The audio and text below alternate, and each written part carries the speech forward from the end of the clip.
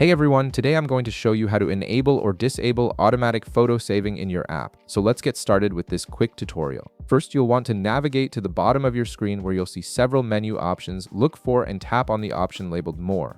This will open up additional settings and features that aren't immediately visible on the main screen, giving you access to more advanced controls for your app. Once you tap on More, you'll be taken to a new screen with various options. From here, locate and tap on Settings.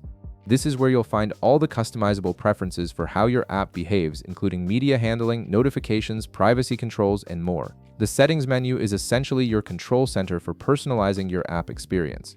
Now, within the settings menu, scroll through the available options until you find one called Media. Go ahead and tap on it. This section specifically deals with how your app handles photos, videos, and other media files.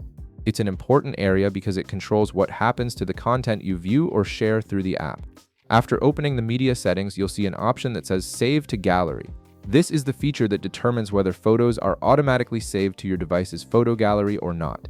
By default, this setting might be enabled or disabled depending on your app's initial configuration, so it's good to know where to find it and how to adjust it based on your preferences. Now, if you want to disable automatic photo saving, simply tap on Save to Gallery. You'll notice the radio button next to it becomes unchecked, which means the feature is now turned off.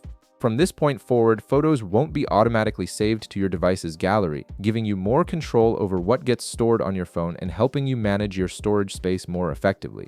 On the other hand, if you want to enable automatic photo saving, just tap on the same Save to Gallery option again. The radio button will become checked, indicating that the feature is now active.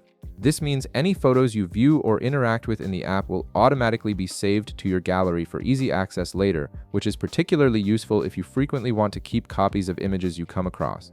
And that's it. You've now learned how to control whether photos are automatically saved to your gallery or not. If this video helped you out, be sure to leave a like, subscribe, and I'll see you in the next one.